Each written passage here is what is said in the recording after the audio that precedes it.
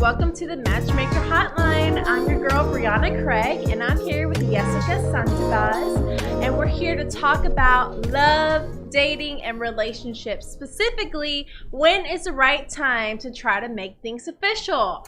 Also, what can you do to attract that dreamy guy that you've been looking at for a while? How can you get his attention without looking desperate? So our first question is, when is it too soon to make things official, or should the girl say something first, or should the guy say something first? What do you think? I think it needs to be talked about early, as soon as you're starting to talk, before you're official. Just like bring it up first thing, be like, hey, are you looking for something serious? Are you not? Yeah. I think it needs to be brought in early. That way you know when you feel like you should bring it up, that you want to make it official. Can a Netflix and chill turn into a relationship? It depends. It depends on the person. Like I said, you have to talk about it in the beginning. Are you looking for a hookup, or are you looking for something serious? Okay, so I have had a girl ask me, she says, we've been hooking up for several, months, and all of a sudden she's starting to catch feelings. Is it appropriate for her to kind of hint at it, or do you think she should leave it where it is? I feel like she should talk about it. You should talk about it. Definitely, because you don't want any misunderstandings. Yes. Well, I have an article that I actually want to go through. It's from Thought. Bless you. It's from Thought Catalog, and it is by Katie Edwards, 15 Ways to Attract a Good Guy. So the first way is, don't play games. You act like you're not interested in him and then get mad when he doesn't call. Men aren't mind readers. If you want a good guy to stick around, you have to let him know that. Yep, I agree. You have to. It's very difficult, I think, as a girl not to do that, because we're kind of, with the media, we're kind of like taught to play games, but I think it's, we should not. We should be very, bless you. We should be very, very, communicate, let them know what you want, what you're looking for, before you even go anywhere from there. Well, I've always heard that guys, if you do kind of say what you want, it's like that's a repulsion for them. But then if you don't say what you want, then sometimes they're like, oh, well, maybe she doesn't want me, and then it works the other way for you, so where they're like, oh, well, let me chase her now. Yeah, again, I think it's the whole media perspective of relationships that it makes people act that way. Bless you. I am having allergies. Yeah, it happens. We all get them. And then the second thing is, give the guy a real chance instead of keeping your options open. That one's a little, I think, unless you know for a fact you want to be with that guy, I think it's okay to have your little options, Well, I think women a lot of times, actually, I'm going to disagree with this point, because I think women a lot of times keep they're so fully committed as soon as they meet a guy, to the point where they do come off desperate, and they do come off as very needy, and that's a lot of times where they don't want to be in a relationship, because this guy is dating 3 different girls, and you're like, exactly. Okay, we've been dating 3 weeks, what time are we gonna get married? So a lot of times that does push them away. But then at the same time, I go and think about me, having been married. If I had kept my options open in the beginning, it wouldn't have worked, because he wouldn't probably have ever got over that.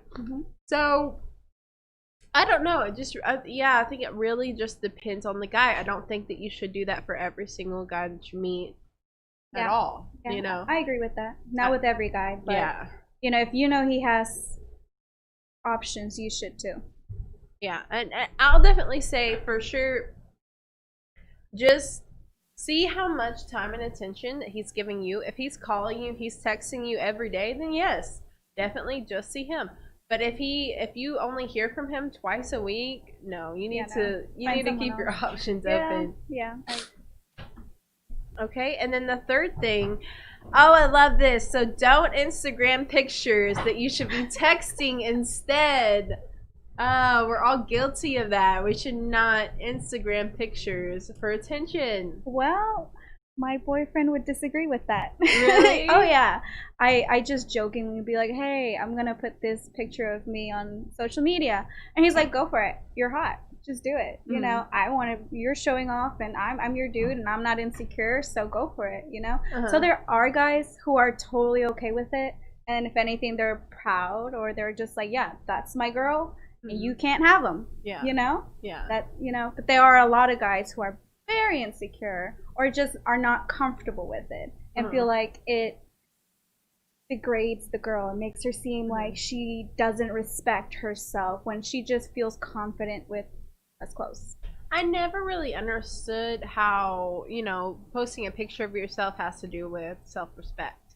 Now, if you are just butt naked, I understand, but if I'm wearing like a bikini or, just something like that, I don't see how that's disrespecting myself at all. And then there's that whole, when you're wearing a bikini and then the difference between that and wearing just a bra and underwear, and then how people want to make one the bad guy, the other thing it's okay. Yeah, and I had never understood that either. It's like one is just as, my husband even said that, he's like, one is just as much clothes as the other. It's just literally the material that you're wearing. And I'm like, I don't understand why there's this big, taboo if I wear lingerie versus a bikini. But I will say that but on the defense, I will say, those thong bikinis that they have, like the Brazilian, where it's showing your whole butt. I won't wear those personally because I wouldn't wear a thong in public. I mean, come on, like I mean, you can do whatever makes you feel comfortable, but for me, that's like I thong things like public beaches. If you're around a family, you might want to cover up because someone else might get mad at you. But if you're at home and you have a pool and you want to suntan, go for it. Yeah, that's what I'm saying. If it was just, me in a private pool or private backyard or something, or if it was adults only place, and that's one thing. But it's like people, go to public beaches or they're around kids. I'm like, I don't know if I want to be, showing my whole butt. Like a little cheek is fine. A little cheek is fine, but not the whole cheek. I've got accustomed to the like cheeky underwear, like that is cute, But when it's just literally just a string in the back, I'm like, I just can't. And people got mad at this one mom because she got onto this other girl. Oh, I heard about that. Yeah, and it went viral, and everybody was like, oh, this mom, she must just hate her body, and she must be, just a hater. And then I'm like, I saw, and at first I was kind of like maybe leaning more towards that, and then I saw the actual picture, and it was like, nothing there. And then I also think it's like a cultural thing too, because like growing up Hispanic and watching a lot of Hispanic television, there's a lot of girls in bikinis and thongs and boobs and butts everywhere. So for me, it's normal, but I understand why people can feel uncomfortable and want to like be like, hey, cover up, And another thing is, TV and photo shoots, it's so different than real life, because I've done lingerie photo shoots where I was wearing thong, and it's so different between you and a photographer versus you in public. Like I could never do that in public. It was awkward enough with one person. I can't imagine like just, I mean, but some people are very comfortable with their body. Confident. You know? I'm not a hater. I'm like, go for it. But, if you do notice somebody staring a little too hard with a child around, you might want to cover up because they might want to call the cops. Yeah, exactly. and plus, I mean, you got them older, perverted men that are kind of already going to say something to you. You really want them saying, oh, I like how your butt cheeks look. I mean, some girls want that compliment. Some girls just want it. Some girls, they just want a tan in peace.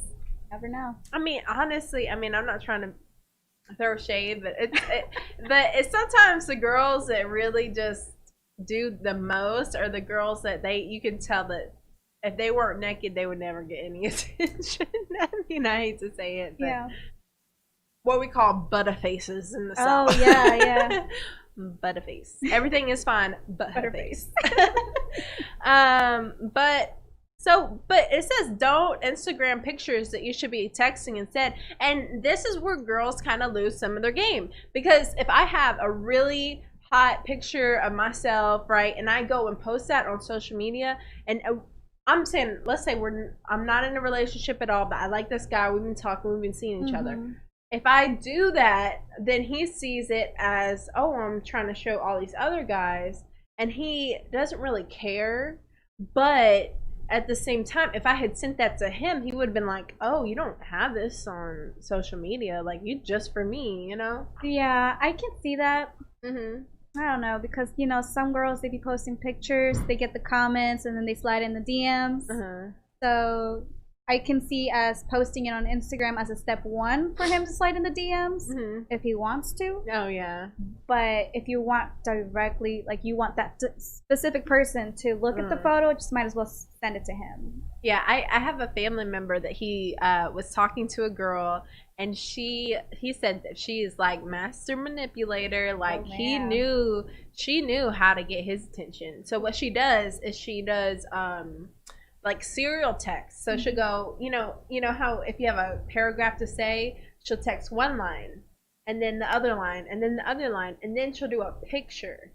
So that sounds like that would be like stalker behavior or annoying, but he says that his phone being blown up that many times makes him pick it up and look at it. You know, that's depending on the person, because my boyfriend's complete opposite. If I send him multiple text messages like that, he's just gonna ignore me until he comes home and talks to me about it and how he's gonna tell me like, no, I don't like that, because he's busy with work, and sometimes if I'm doing that, it's interrupting work. So it really depends on the person, depends on the guy. Like I said, there's those guys who are okay with it, and then there's guys who are not okay with it. Yeah.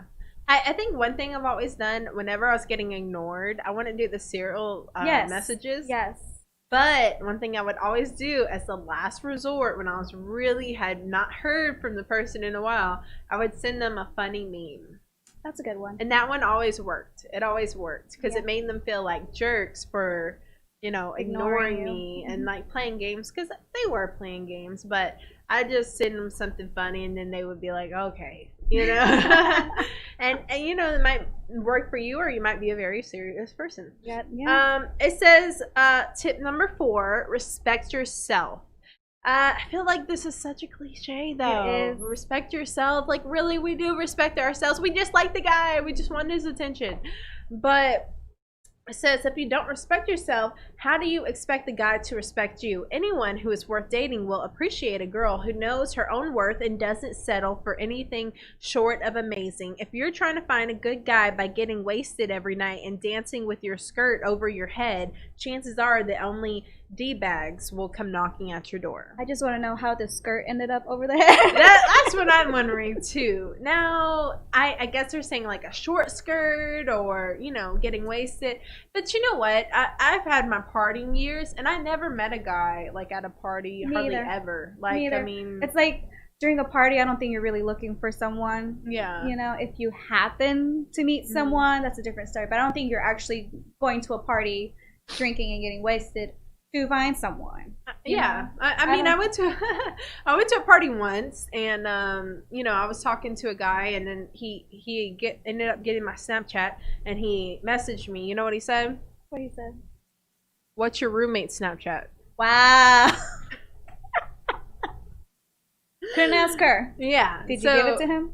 No, I said she has a boyfriend. I would have told him to grow some and let him ask her. Yeah. I mean, I almost did, but she actually did have a boyfriend, so I was like, you know what, you're a jerk. Forget you. No.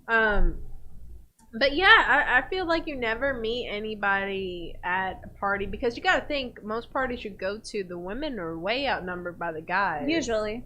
Way outnumbered. And usually they're with their girls, and they just want to spend time with their girls. Yes. And if they see a cute guy, maybe the girls would be like, oh, you know, go talk to him. And then again, it depends on your girl group. Like, there's some girls who are going to be like, you know, go hook up with him, see you the next day. And then there's some girls who are like, no, girl, you're drunk, we gotta go. I'm your mom now, we gotta go. Like, no. You can talk to him in the morning. No. Who would tell you to go hook up with him? Like, none of my friends. Yeah, none of my friends. Hey, go hook up with him. Go get an STD possibly. Well, if they're just like, because some girls, they get drunk and then they get horny and they just want to get some. So the friend would be like, okay, go get some. Yeah. But not like go get an STD or anything. I actually had a friend who she would always tell that to me. She'd be like, because she was like that, and and we were only friends for a couple months, but we hung out every day, and she would always be like, oh, you need to get some. You need to get some. You need to get some. I'm like, dude, that's just not me. You know what I mean? Like, I'm not, like, I go to the club to dance. Like, exactly. I'm not going to go home with someone. But, in some eyes, you don't have a good night if you're not going home with someone. And especially in guys' cultures. Because in guys' culture, I mean, I remember this one guy, he told this other guy at this party, he was like, oh, you didn't get laid last night. Oh, you're a loser. He's like, oh, and then the second night, he said, oh, I have no respect for you. I hate guys like that. I mean, you didn't either. You know, the other guy didn't either, but you're still throwing shade. Yeah, and no. I mean, what would you say for when you're kind of around people who are, like that? Bad influences, kind of try to make you feel bad. Stand your ground. Stand your ground. Yeah. Don't get peer pressure. That is one of my biggest pet peeves, peer pressure. Be who you want to be, do you. If someone wants to change you or do something you don't want to do, step away or stand your ground. Yeah, I mean, you really have to do that. I mean, another thing at parties is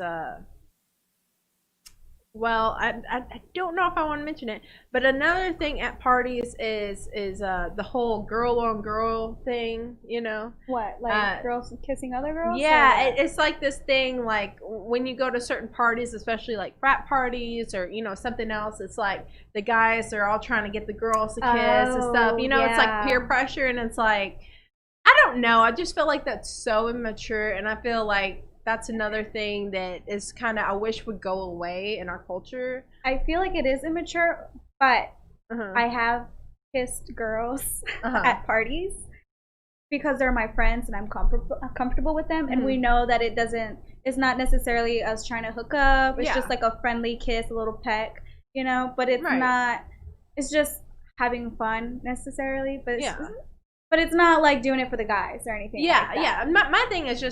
My thing is just like, I don't feel like guys should, I don't know why guys feel like they gotta, like, oh yeah, you gotta do that, you gotta do that, It's annoying. They really want their little fantasy, that's why. Like, this is not, whatever website you watch at night. This is reality. That's, no. Most girls, no. Yeah. But, guys just have unrealistic expectations from all these things that they see on the internet. And, oh, why don't you do this and you do that? I'm not whatever not into it girl you see on the internet. You're not. But anyways, I'm getting a little bit off subject, but that's just another thing. And a taboo that we have, especially, is when you're going out to meet a guy, how do you dress? Because if you want to attract a good guy, then you should dress conservative, right? But in all honesty, if you dress too conservative, he's not going to notice you. That's another thing. It depends. It depends, because every woman has a different body and body shape. I feel like you should dress something that flatters you, not something too revealing. You can still be conservative and be attractive and look sexy. Yeah. But I know a lot of girls, if they have big boobs, they want to show them off, or if they have an ass, if they want booty shorts. It really just depends on the girl, how she wants to present herself. If it's hot, shorts, it's hot. Why are you gonna wear skinny jeans in Texas? Right. No, you're gonna be miserable. Right. Yeah, that's a no for me. I'm not ever gonna wear jeans or anything like that to a party. It's almost always gonna be shorts. See, I usually wear just anything comfortable, like a baggy shirt. Yeah. Something comfortable, because why are you trying to look cute? You're just gonna be uncomfortable. And you don't realize how short your shorts are until your dad goes, hey, don't wear that anymore. And it made me realize, so my dad was like, yeah, don't wear that ever again. I'm like, oh, well, I guess this is kind of short because you don't see it. You don't, I mean, unless you're one of those girls who takes mirror pictures like this, you don't really see how short your shorts are. But hey, you know, it's hot. We're in Texas, so oh well. But okay, so tip number 5 is tell him how you feel, not what you think he wants to hear. 100% yes. Oh, you're such a hopeless romantic. Tell him how you feel. He's gonna understand. He's not. Not all the time, but I feel like you should be able to communicate with him. If you can't have good communication, the relationship's not gonna last. You're gonna have to be able to communicate. I've had arguments with my boyfriend where we just don't even want to look at each other and we just want to separate and give yourself a little space, but then come back and talk about it. Go back to topic, why were you upset? Why was he upset? And then be like, okay, so now we understand we're both mad for silly reasons. Right. You should be able to communicate, Yeah. They can't read your mind. How did you meet your boyfriend, by the way? At work. At work? Back when we were like 17 or 18, but then he left for a couple years and came back, hit me up and was like, hey, let's hang out. Oh. That's pretty much it, Aww. Yeah. Was he cuter when he left or when he came back? Back then, because I am a sucker for guys who let their hair grow out. So when he came back, he had shaved his whole head, just bald, and I was just like, dang it. Oh, man, yeah. Oh, you do like those like right here kind of like, where are you talking about, like long? I don't mind. Like if a guy has long hair, I really don't mind. If I meet him and he already shaves his head bald or is naturally bald, that's a different story. Yeah. But if he can grow his hair long and he likes it that way, it wouldn't bother me at all. If anything, I'd play with it. I'd braid it all the time. You know what? I actually know someone that I'm now wondering how you did not date this person because he has very long hair. He's the only person I know who has long hair. So I'm wondering, because you've met him before, not going to say any names. Cannot remember. I'm wondering how you did not date this person because he's the only person I know with long hair. But what kind of thing attracts you to a guy besides long hair? Mostly is having a good conversation, being a little smart, not the bro. I hate the bro type. You gotta be a little educated, read. We can have conversation more than just like celebrities or whatever. Like we can have conspiracy theory conversations, and I'm really into like murder and mystery stuff, so we can talk about that or talk about politics. Even though I don't like talking about it, I do like talking about it. Yeah. I don't like talking about it, but I'll talk about it. I'll talk about it, but I usually don't like talking about it. I just like having conversation. If I can't have a conversation with you and we're just watching TV or or playing video games, then no. I can't. We gotta talk. Yeah. So are you a gamer girl? I am. You are? Me too. Yes. High five. Gamer girls unite. Yes, we are a rare breed. Yes, we are both taken. I'm so sorry. We'll be back in stock next month. Maybe. Maybe. Yeah, possibly. Hey, it's a pandemic, so I'm sure that many more of us are going to be breeding and, cultivating and having our own little gamer girl cultures. But basically, the number 6 tip is on how to attract a good guy is be vulnerable. I feel like this can be so bad if it's a bad guy, though. Being vulnerable will kill you. I've met a bad guy when I was vulnerable, and it definitely took advantage and definitely did not end well. So I feel like I'm also the type of person who does not open up easily. So being vulnerable, it takes a lot for me to get there. Yeah. And sometimes if you tell somebody, what I want in a guy, they will be that. They become that guy just to be with you and then later drop you. Yes. Like I used to make the mistake in high school. I'd be like, you know what? I want flowers. You know what they got me is flowers. But you know what else I got? That's it. It's just you can't tell guys what you want. See, I tell my boyfriend I want flowers and he refuses. Really? He knows I'm just gonna let them die. Mm-hmm. So he's like, no, you're gonna let them die. You're not even gonna take care of them. No, I'm not getting you flowers. I'm like, wow. Well, the point is for them to die. They're supposed to die. Yeah, and I'm just like, what? It looks when they die, you can preserve it, or you can just flatten the flower in a book and preserve it that way. And he's like, no. I'm just like, fine, I'll get myself flowers. Jeez. Wow.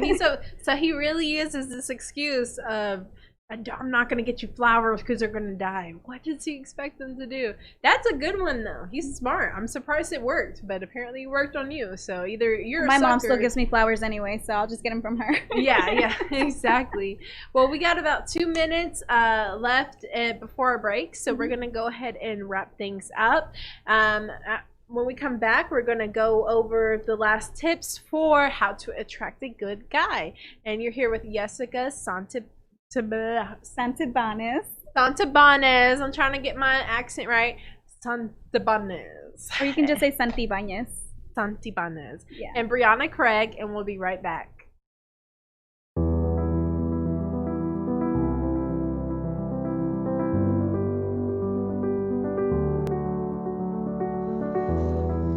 Between the ages of 0 and 5, a child's mind is very impressionable. Researchers call it the theta brainwave. This low frequency is the state of consciousness between the conscious and subconscious worlds.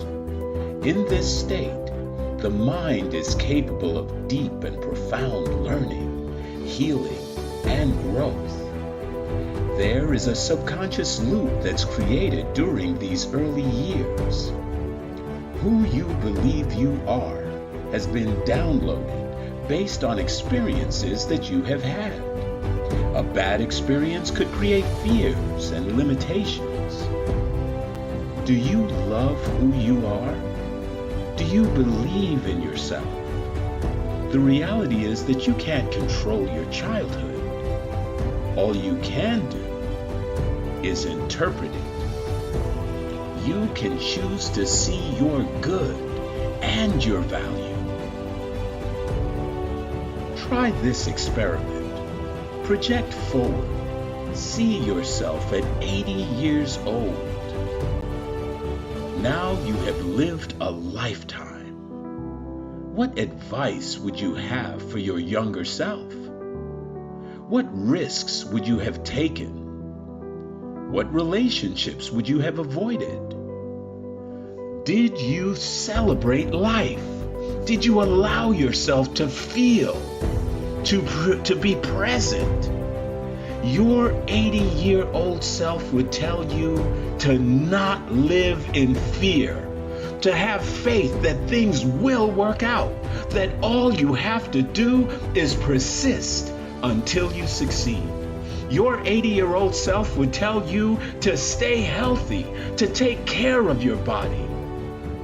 And it would ultimately tell you to share your gifts with the world.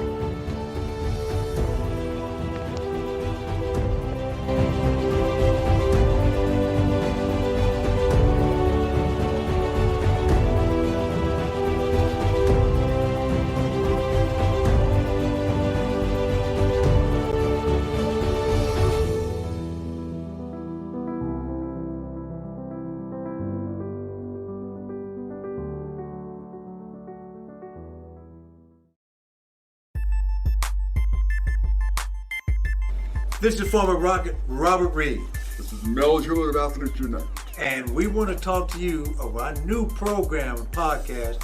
We're talking about former athletes who are doing a lot of things in the community. Various athletes in various sports. Swimming, track, soccer, football, baseball, you name it. Former and current athletes here in the greater Houston area. All promoting wellness, health. All promoting that which makes us all better. Of Edge Radio, truth still matters.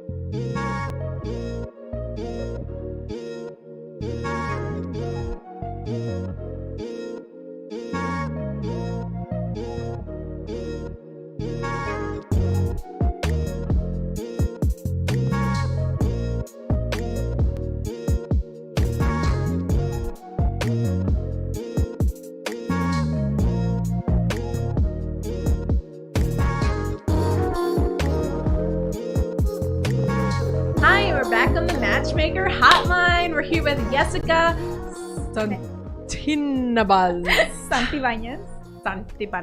Yes. And Brianna Craig, and we're here talking about how to attract a good guy. Good guy. Because there's so many of them. Right? Okay. So we were back on the Thought Catalog article by Mr. K.T. Edwards, and it's 15 ways on how to attract a good guy. So the last one we were on was be vulnerable. Now we both agreed, no, we're not being vulnerable. That is out. It is 2020. We're not doing no vulnerability over here. That's no. What's it called? Damsel in distress. So yeah, no damsels in distress over here, mm-hmm. because it's 2020. We know y'all have a Tinder. It's not a secret. Mm-hmm. We're not being vulnerable. So next tip is don't compete with him. What do they mean by compete? Compete in video games? Compete in like job opportunities? What is compete? Okay, it says if he goes out, do you also have to? Yes. Yes. True. And we need to take a picture of it as we're doing it. I mean, I've been petty before. We've all been petty, where you're literally drinking the bottle, taking a picture, just because you know he's about to go do something fun, and it's human nature. Well, I don't always, because sometimes I don't want to hang out, so I'm just like, go ahead, go have fun. But most of the time, yes, I want to be there. Yeah, you want to be there. So if you're not there, what do you have to do? You have to be petty. You have to go out too. Girls, get your petty card and bring it out. You need to do this. I mean, there's no other way to get his attention. What if you're just sitting at home eating ice cream and crying? That's not fun while he's having fun. Yeah, he's having fun. Probably talking to some girl. Yeah, he's probably talking to some girl at the party, like, hey, where's your girlfriend? Oh, Jessica? Oh, she's not here? Oh, okay. Well, I'm Mrs. Yes tonight. See, exactly. No. Mm-hmm. No, not okay with that. Yeah, and so it says, don't compete with him. If he doesn't message you all night, do you wait even longer to message him? I don't do that. If like I said, we've talked about it with my boyfriend, because he does not like it when I send him multiple text messages. So when I am patient, he will text me back when he has the time to. But I'm very impatient. I'm like, I send you a text, I have a question, or I called you and you didn't answer. And he's like, well, you can wait. Yeah, but when y'all aren't in a relationship and you just start talking to somebody and they take, let's say, 2 hours to text back, do you text them back right away, or do you wait 2 hours to text I can't wait 2 hours. Like I said, I'm impatient. I know girls who can do it. They're like, well, he didn't text me all day, so I'm not going to text him all day. But I also feel like that makes a guy uninterested, because you're also not putting in the effort. Oh. You know what? But I actually know a girl that the guy was not super interested in her. He really wasn't. And he would barely text her or anything. And he would wait forever. Some days he just wouldn't text, and then she started doing it. And now they're in a relationship, and he really cares about her. But she said he didn't start caring until she started acting like him. Yeah, I can see that. It depends on the guy. Depends on the guy. Not everyone's the same. But then, I mean, there's some cases where it's really not going to matter, because if they really do take like a day to text you back, if you wait till the next day, they don't care. I mean, they took a day. I mean, come on. That's a big red flag for they're probably seeing someone else. Maybe. And then the next thing it says is a relationship will never move along smoothly if you play the dating game like an ego-driven chess match. If you really want to be in a meaningful relationship, then it's important to be open and honest without competing with your potential partner. I don't like that they use the word competing. It does feel like a competition, though. I do like that they acknowledge that sometimes it does feel like that, because I mean, when someone takes 3 hours to reply and it took you 3 minutes, you do feel like less of a person. You do feel unwanted, and that it's all game. It's all game. Yeah. It's all game. They know. They've seen that message for the last 3 hours. They're just waiting. Or busy. No. Yeah, sometimes busy, but not every guy is that busy. Or, you know, playing video games, Call of Duty is more important. Yeah. Well, I'm just saying, when you first start talking, a lot of guys will even admit, like, yeah, I waited, you know, a day to text her back. Or I have thought, never you know, met a guy like that. Really? Never met a guy like you that. must live in some town. I also don't socialize with guys Yeah. very much because I'm Yeah. very awkward. So Yeah. Well, your boyfriend seems very nice. He doesn't seem like he would be the type of person to do that. But you know, guys that they have a lot of game, I'm telling you, they'll wait 4 hours to text you back just to prove a point, just to get you to you know, be like, oh my gosh, I need him, you know. And it's not really that you need him. You want to win. Yeah. Because it's a competition. So number 8, respect him and his time.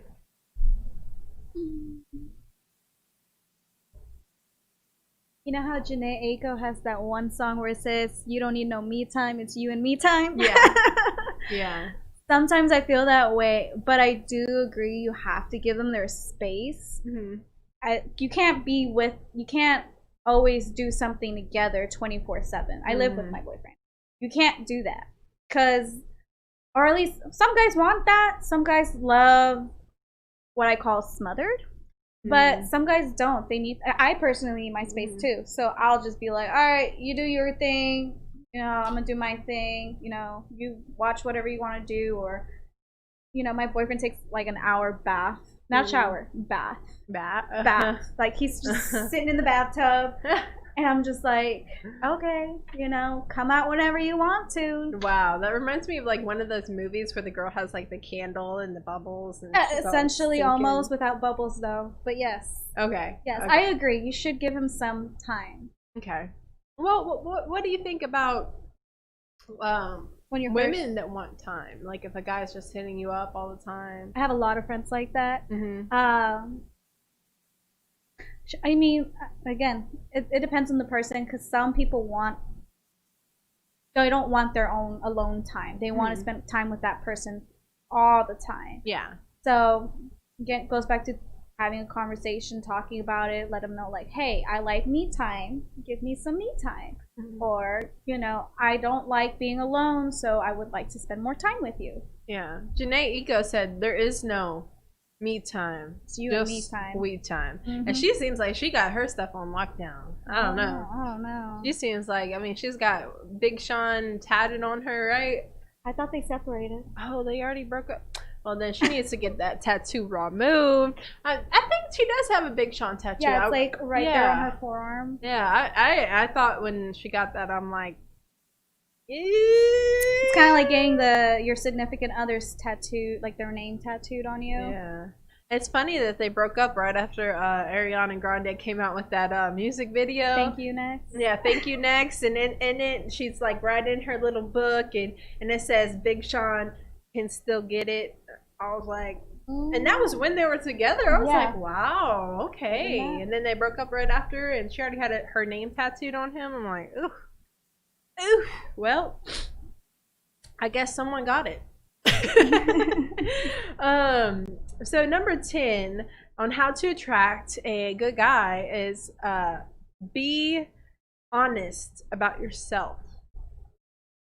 Has anyone I don't have you ever lied about yourself? Yes, all the time. I have lied to myself probably every day almost. I mean, about myself. I'm like, damn, I look good. And then you know I got some makeup on my tooth and my hair looking all crazy. I'm like, damn, I look painful. But that's lying. That's you lying to yourself. I mean, like lying when you're first meeting someone. Like, would you tell them like, oh, I'm like, let's say I'm like 5'2", so I'd be like, oh, I'm like 5'3", and I weigh like 100 pounds. And I'm like this itty bitty girl, and really like I'm not. Okay, that's a good or like, you know, subject. Wait, guys lie about their height. Yes. On anything. Sometimes. All the time. Blind dates, on you know, dating apps. Tinder, you know, you name it, they'll lie about the height. And you'll meet them, they're not as tall as they look in pictures, right? Women, It's we about the lie. weight. Yes, we lie about our weight so often. Except myself. I actually try to be as honest as possible because I'm like, if you really want me, you're gonna get the real me, and then you'll tell me if you can handle it. Because trust me, you're not gonna want to. I feel like when I mean, this was years ago that I was on dating apps because I've been married for a few years now, but I didn't really have to lie about my weight at the time because at the time I was pretty just medium. But I will say that filtered photos, Oh my gosh! Did you see? were tempting. I didn't use them, but I was tempted because that dog face was looking cute, with the little dog nose, the little tongue and the coming ears. out. It was looking real cute. I'm not gonna lie. That reminds me of what's her name? That Kardashian, Chloe. Uh-huh. That she recently, you saw a photo of her. Her chin was like pointy, but then you saw her on the show when you can see her chin was Yeah. perfectly normal. Yeah. That's the filter. Well, she's always had like a more like broad chin, and that's why people always say she looks like a man because she just has a very like broad, wide I don't chin. think she looks like a man. I She just think she doesn't. just has That's just her face shape. yeah. And I don't think there's anything wrong with that. I think there's plenty of men that are attracted to that. I don't think anything is wrong with that. Angelina Jolie has a broad chin, and she's considered one of the most beautiful women in the world. If you've ever seen Angelina Jolie's mom, she doesn't have that. She looks just like Angelina Jolie, but she's got just like more of like that Pointy. traditional slim, chin. She's very beautiful as well, but it's just two different types of face shapes. They're both very beautiful women, but anyone who's kind of insecure about their face shape should look at, Angelina Jolie and her mom. They're just two women with almost the exact face, but just different shapes. Yeah, and that just reminds me, does that include plastic surgery? Is that you lying? I mean, is that you lying about who you are? Because, there's a lot of people that say, imagine getting married to someone who ended up having a lot of plastic surgery and you met the after, not the before, and then you have a kid, and then the kid looks nothing. Well, there's no guarantee your kids are going to be cute no matter what. Yeah, but I mean, there really is no guarantee. And that's what I worry about because I think my husband, he's very handsome. And, I think I could have some cute kids too. And I'm like, man, there is no guarantee. That's what's scary. That recessive gene comes out. That's because... Man, I mean, you don't know because for example, my husband, what makes him handsome, or part of what makes him handsome, is he has a very strong jawline, right? And dimples, strong jawline, like very masculine features. But on the other hand, what if we have a daughter and she gets those masculine features? So sometimes the things that make somebody good looking, if they go on the wrong face, it can be bad. You know what I mean? Yeah.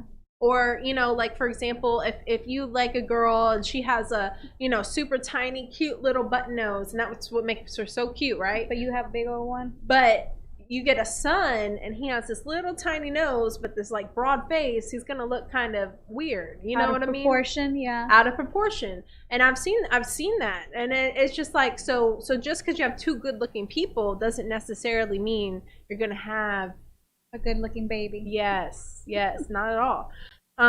But is plastic surgery lying? A little bit. I don't know. I go back and forth with that because I feel like if I want to look good or if I want to look better, I should be able to do whatever I want. I agree. You should do whatever you want, but are you lying to that person that didn't meet you before? That's my question. I feel like I shouldn't have to disclose like what I've had done though. You know? Should not. You should not. But if we're gonna get married and have kids, so should I disclose it before we have kids? Or I mean, because there was that one guy who he sued his wife and won because the kids came out ugly. Exactly. And she had plastic surgery. She never said it. And I can't believe he won that case. I mean, those kids must have been, I don't know what the kids look like, but they must have been looking rough. Or at least very different than what he thought. Yes. But, I mean, I don't really know. I mean, because the thing about plastic surgery is it is permanent. Now, if I would say it is lying if you got some kind of temporary surgery, because there is like temporary injections you can get, like lip fillers, and there's facial injections and nose injections that can make your nose smaller or your chin more, angular to where it looks better. And those are temporary, they wear off. Now, if you have all that stuff done and then we get married and then all that stuff wears off and you look jacked, I'm be mad. I'm not gonna lie, I'm be mad. So it better be permanent. It better. Okay. Yeah. But I don't know. Is filters lying? Is filters? Yeah. Yeah. It is lying. Yeah. It's not being the most honest. No. I've had so many guys tell me, man, I went on a date with this chick and I didn't even know it was her. I didn't even recognize her. They didn't even recognize her. I mean, if you don't even, if guys are not even sure that it's you, then you shouldn't be using those pictures. You know that doesn't look like you. You know. A little bit, okay. But I would rather him see a worse picture of me than a better picture of me, because then he's just going to be disappointed. And I did that once. I'm not going to lie. I did that once. I had all my pictures that you've seen my social media. Yeah. All my pictures, my hair is straight, right? Mm-hmm. And all my pictures. And now it's always straight too. But back, I used to have curly hair. Mm-hmm. One day, I went on a date with this guy. It was like my first or second ever, online date, whatever.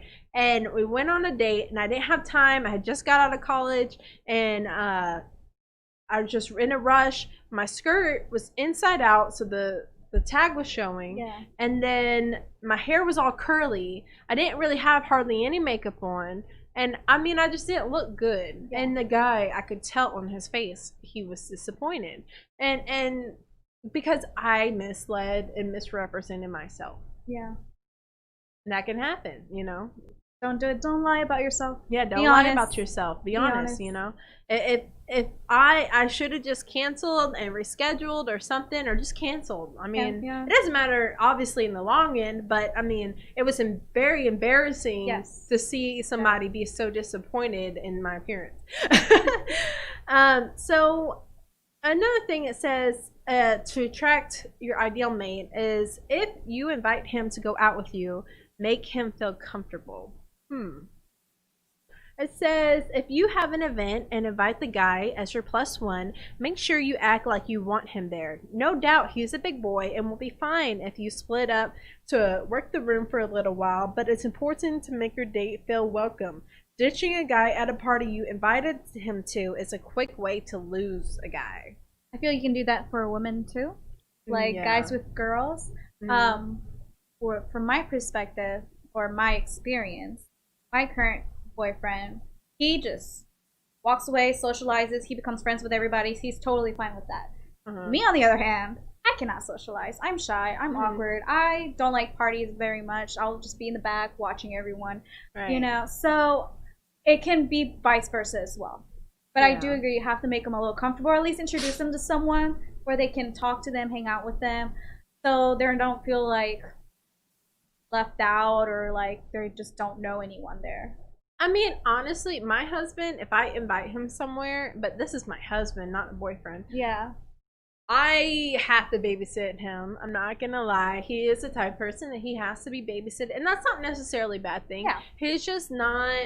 He's a very good person at socializing professionally. Yeah. But when it's not something that's not like professional, if it's like a social event, he's not really great with that. He's more of a, guys, if there's a bunch of girls, he don't really know what to do, which is great, because if he knew what to do, I would be a little bit worried, but hey, there's that, that's just my insecurities. Yeah. But I guess I should be thankful that he's a little socially awkward around a bunch of women. Yeah. But so have you ever been invited to a party where you felt like a little bit uncomfortable? Like someone invited you, a guy, and you felt comfortable? I just feel like whenever I go out, I always feel uncomfortable. Yeah. I'm like, oh God, people are looking at me.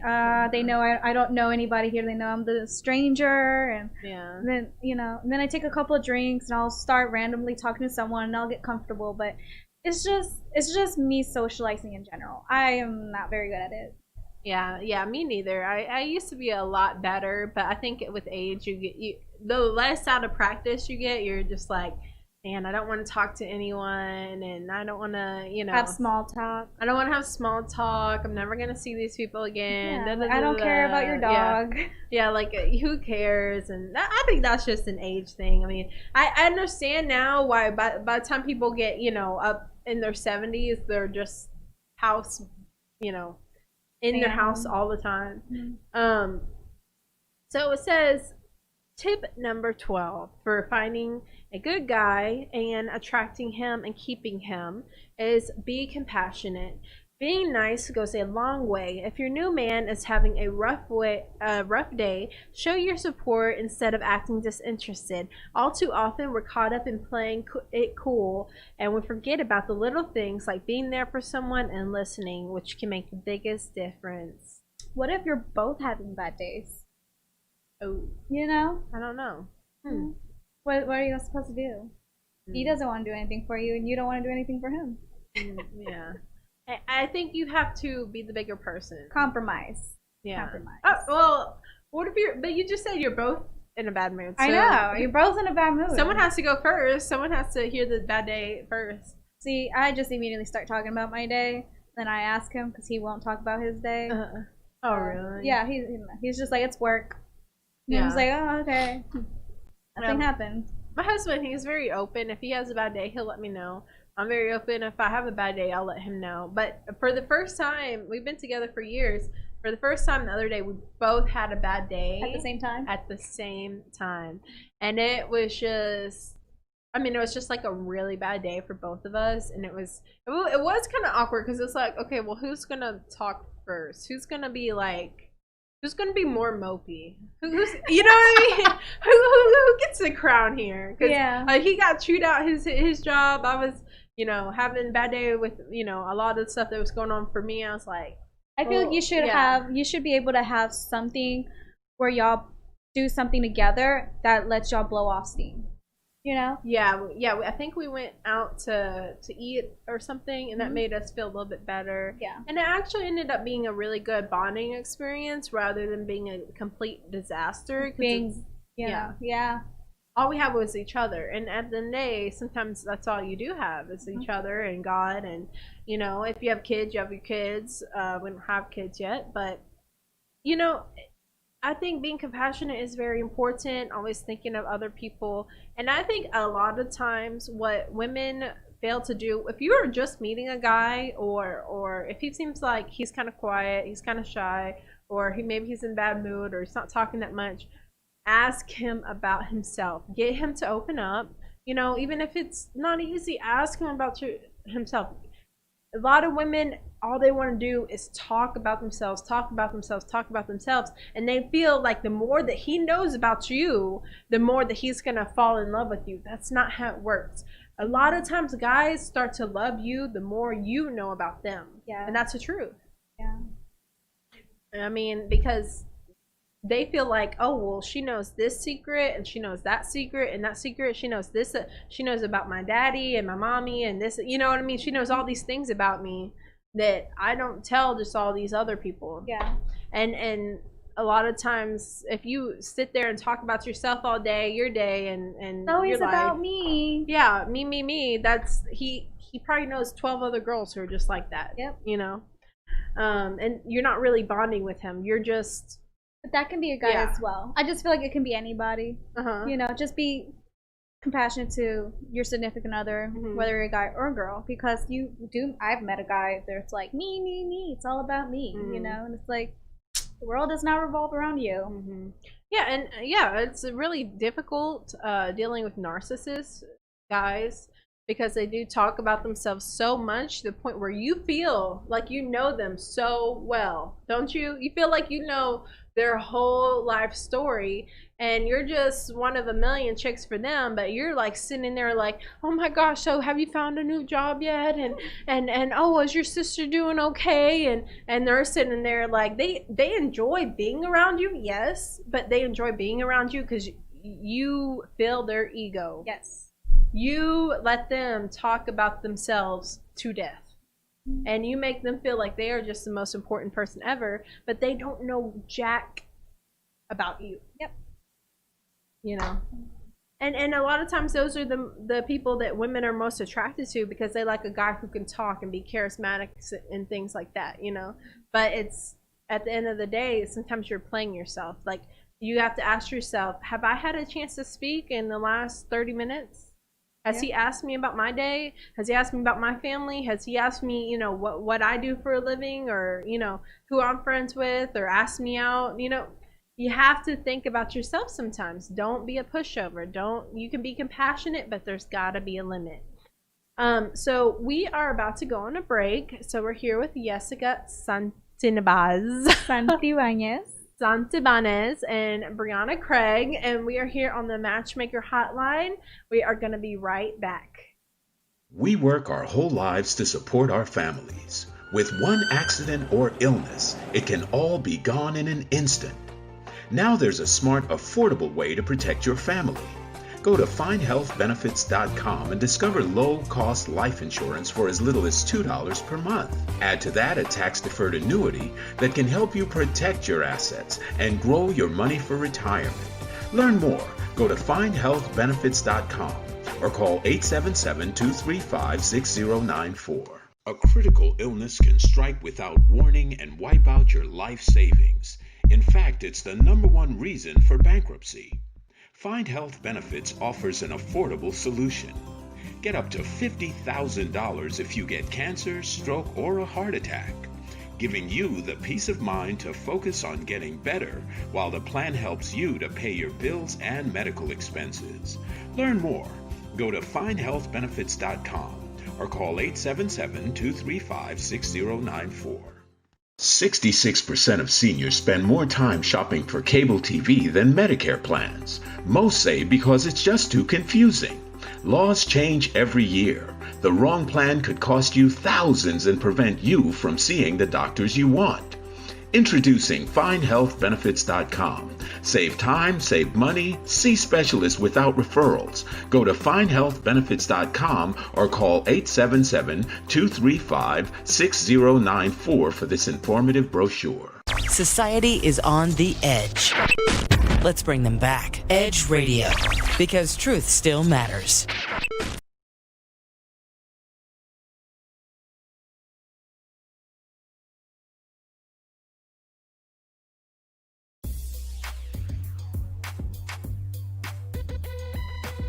The Natural Nation Network is really about taking control of your health physically, spiritually, emotionally, even intellectually, because there's so much out there in misinformation. There's a lot of people now that are suffering from all sorts of diseases that they really wouldn't have to suffer for if they had better information. And that's what we're here to do. Provide information that can save lives. The mind and the body are totally connected. Health can be really serious, and you know, sometimes we just have to lighten it up a little bit while we're still providing substantive information. And you know, my sort of mantra on the salsa dance floor is kind of similar. You know, I tell somebody, if you make a mistake twice, it becomes a move. Okay, Tune into Natural Nation every Tuesday at 11 a.m.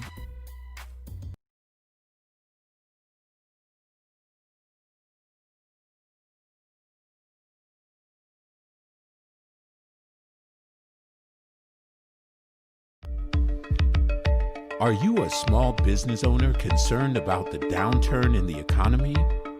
Top business leaders like Mattress Mac and Warren Buffett will tell you that now is the time to promote your business more than ever. People need your services. Your business needs an edge. Learn about special advertising packages for small businesses right here on Edge Radio. Find out more, give us a call at 281-744-0446. That's 281-744-0446. Edge, because truth still matters.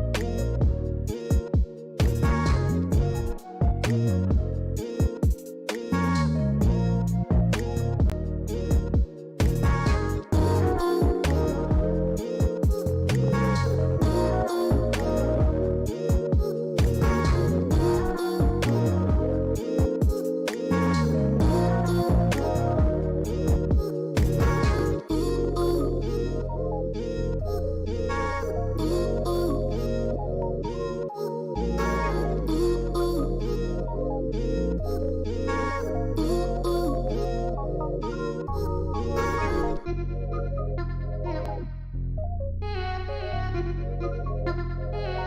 and we're back on the Matchmaker Hotline. It's with your girl Brianna Craig and Jessica Santibanez. yes, and we're here talking about how to attract a good guy, Not a bad guy. not a bad guy. So the last couple tips are create new memories together instead of bringing up old ones with your ex-boyfriends. Yes, What do you think about that?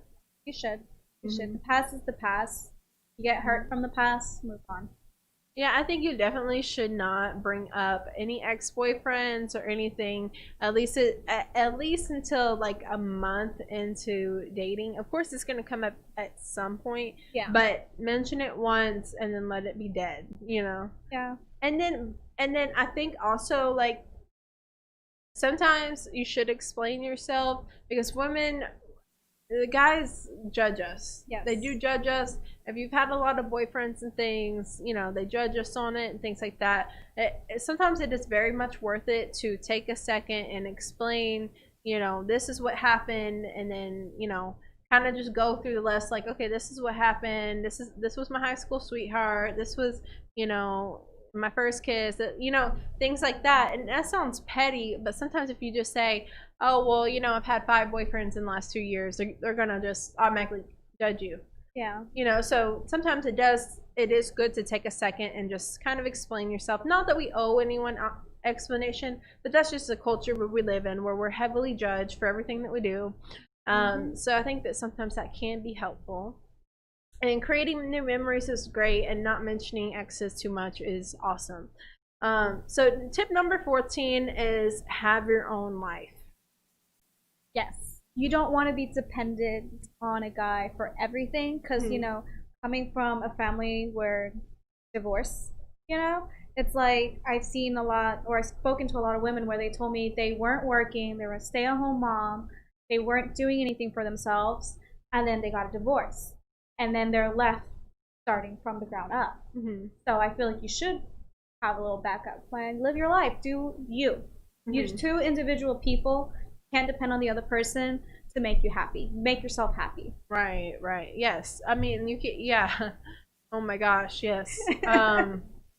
Literally, if you are sitting and, not doing anything with your life, just waiting for the perfect guy to come and swoop you up. It's never going to happen. Telling you, even if it does, I mean, it does change your life. It is amazing. Getting married is amazing. Being engaged is amazing. The honeymoon phase is amazing. I'm sure I haven't had kids, but I'm sure that's just a great experience in itself. But at the same time, you still have to go to work. Some people they're betting on a guy to not have to go to work. So yeah. I guess I kind of see the logic there. But if you're literally waiting on a guy to totally change your life, you're going to be a little bit disappointed because yes, it's going to change your life from a romantic standpoint, but your whole life is not just romance, ladies. It's not just romance. It's not just who you're dating. You have, your career. You have your, just your hobbies. You should have hobbies of your own. If you don't, try to get some things you like. Start reading books. Have friends. Start playing video games. Whatever. Do something, yeah. Start hiking. Start exercising. I mean, after I got married, I was super happy, of course, but then I was so happy, and it's like this steady happiness. But your husband goes to work, you go to work, and then you're like, okay, well, what do I want to do with my life? I had graduated college the same year as I got married. I was like, okay, well, I got this done, I got married, I got my my college done. Like, now what? Now what do I want to do with my life? And for some people, maybe they don't have that drive, maybe they don't have that burning yearning in their hearts. But for me, I was like, man, what do I want to do next? So that's why I started working with the radio station and started a career, because I need fulfillment beyond just making babies. Yeah, no, you got to be more than that. Yeah, you gotta just try. Some people, they're okay being stay at home, but then when you're just staying at home and you're not doing anything with your life, your kids are going off to school, they don't really need you anymore, you start to get bored, and you start making drama in your marriage. I mean, really, you do. Sometimes you not having any hobbies can hurt your marriage because you're just miserable and you're complaining.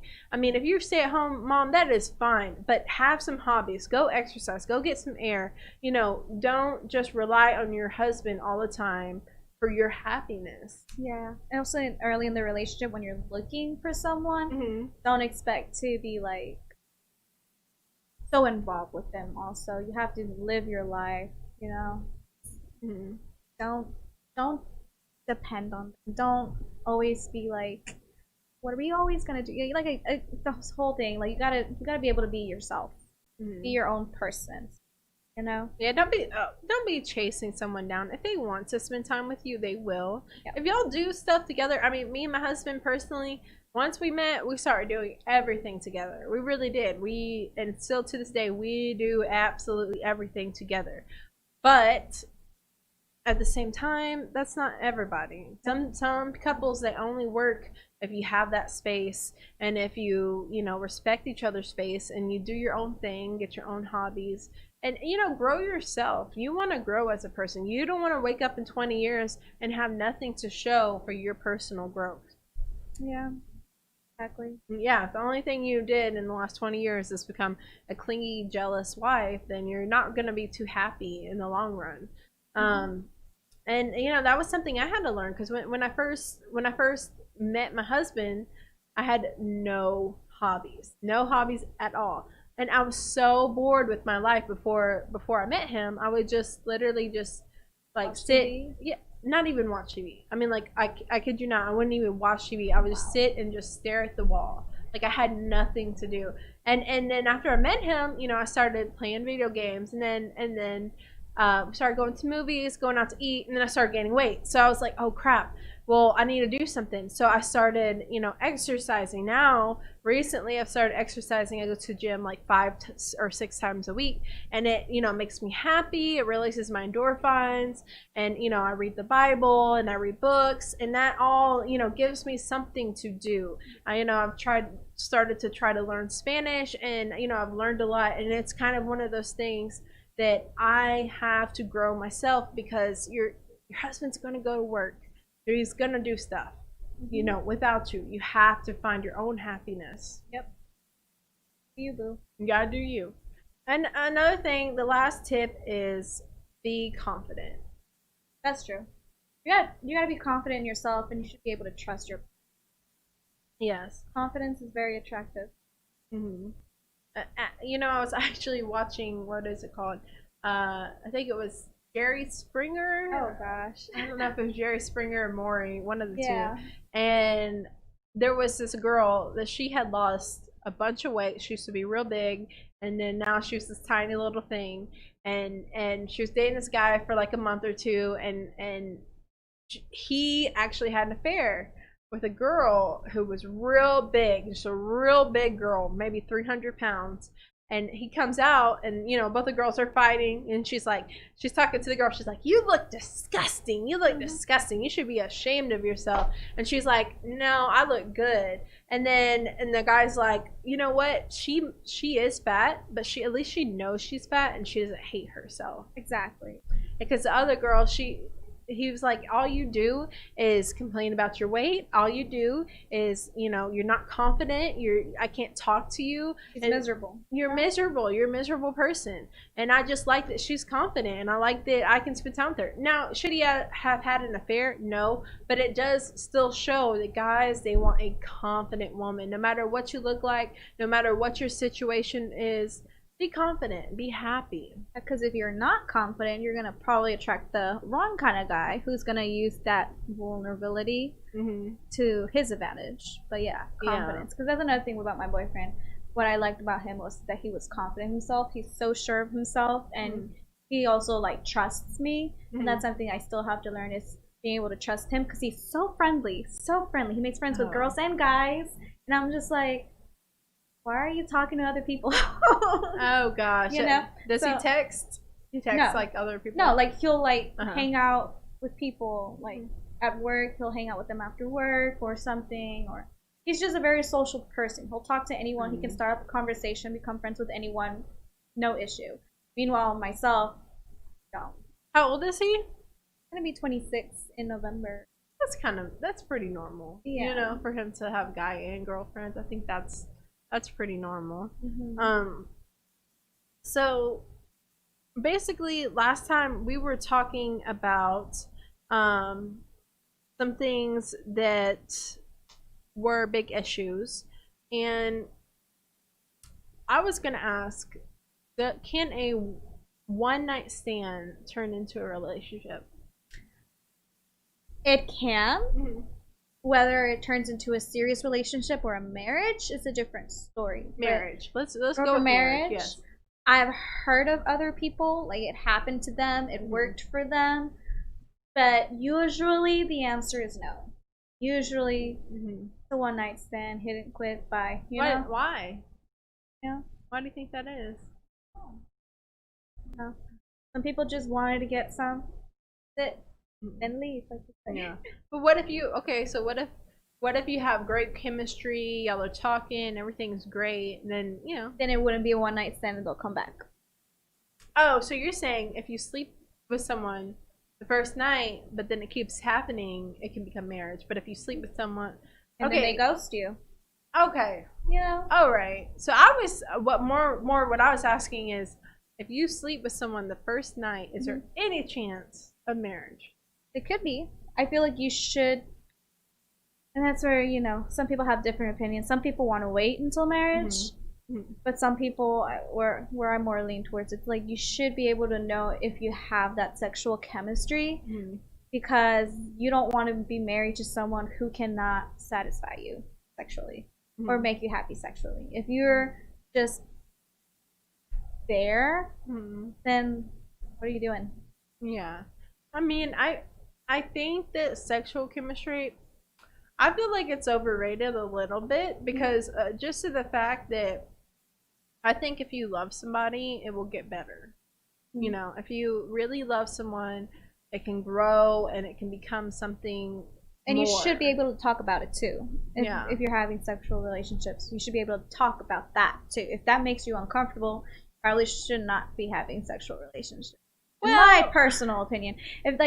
You should be able to tell them, hey, I didn't like when you did this. Can we try something new? You want to try this new position? You want to bring in toys or stuff? You should be able to talk about it.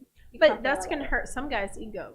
I heard about that. Yeah, I have a friend who mentioned to me that he would feel uncomfortable if toys were brought in. But then there's guys who are like, hey, let's bring them. Yeah, but what if you're using that more than him?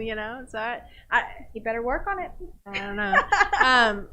So how long does it take to know if someone is the one for you? See, that's where I don't know. I'm not married. How do you know? I think it's just I feel like that's a tricky question, because if someone doesn't feel this way about their partner, or maybe you don't feel this way about your partner or someone watching, then they're going to be like, no. And there's lots of exceptions. There's lots of people that this is not the case for them. Yeah. But for me specifically, it was just, I knew before I met him. You knew before you met him? Yeah. I knew before I met him. And I didn't really know we were going to get married so much, but I knew that he was the one. He was my type, and I knew he would be attracted to me. I saw his picture, and I said, this guy is going to be, like, in my head, I was like, this guy would be attracted to me, and I am very attracted to him. And I put because, I met him on Tinder. I put, like, his picture up, and I was like, you know what? Okay, you ever see this? A guy who looks like this, that's my type. And I showed her the pictures, because she was like, you're so picky. You never like anybody. and I was like, okay, well, you see a guy like this is my type. And, I swiped right, whatever. We kept on talking. The next day came. He had messaged me or something. I ignored it. The next day, and I was like, okay, I feel bad. I'm going to reply to this guy, even though I don't want to, because it said he lived in Lufkin, which is, like 2 or 3 hours away from College Station, where I lived at the time. And I was like, okay, sorry, you're totally my type, but you just live too far. I'm not doing long distance, And he said, oh, well, I actually live 20 minutes away. Oh. So I was like, okay. Worked out. And he was like, so do you want to go eat, drink, or chill? That was his actual wording. So I was like, so if I had chose chill, I don't know if we would have been married today. You know what I mean? Because Netflix and chill does not usually lead to marriage. Yeah. And if I had chose eat, probably wouldn't be married either because I am a sloppy eater. I'm not gonna lie. No. I have ruined one date. That should not be a deal breaker. Yeah, no, I have ruined one date like that. The same one where I had my hair was all not looking right and my skirt was not looking right, and it was same date. We went to Freebirds, and they have the big burrito. I didn't know you were supposed to keep it in the wrapping to keep it together. So I tried to take it out the wrapping, and I just smashed it to my face, and it was like, I mean, it was just a disaster all around. Man. So I'm glad I had a little bit of practice of knowing, that before I got married. I purposely burp if I'm having a dinner date. I purposely burp, and I burp like a dude. Like, I do that just to see if they can handle that. Because I am the type of girl who's just going to burp if I have to burp. I'm not going to hold it in, Farts is a different story, though. Oh, my God, girl. That's how I met one of my guy friends, is we went out to eat, and I burped, and he was like, that's attractive. And I was like, you're kidding. He's like, no, I mean that, because you're confident. And I'm like, okay. I was trying to gross that too. I've been told that, like, burping is, like, attractive, like, if a girl burps. Like a really good burp. It sounds so stupid when you said, "Oh, like a really good burp." Yeah, exactly. That's so weird. That I think guys just like anything that shows that you have confidence. Yeah. I mean, at the end of the day, if you have confidence, you're gonna get them. I mean, I see girls that are. I'm not trying to be whatever, but I've seen all these things on the media that get blown up of these girls. That they're confident and they have disfigurements or whatever, and you look at all of them, they all have husbands. Yep, they all have husbands. Because they're not miserable, they're not hating life, they're living life. Because if you're just hating life and being miserable and bringing other people down, they don't want to be around you. Yeah, negative energy. They're confident, and they attract people. Exactly. And you watch, I used to watch My 600-Pound Life, and you look at them, they all have boyfriends or husbands that just give them food, unfortunately, but they have somebody. Yeah, you just gotta be confident. Because you don't get to that size without being somewhat confident about where you are. Now that's where it can get tricky. It's like, okay, difference between being confident and being comfortable, which goes to my next subject is what is a good time to get comfortable with your relationship, or should you never get comfortable? Should you always kind of... You should be comfortable. Okay. I feel if you're... Because I've met women who are just like, oh, my husband's never seen me without any makeup. And I'm like, you must be miserable because I need to scratch my eye. No. You should be able to be comfortable with them. Why else are you with them?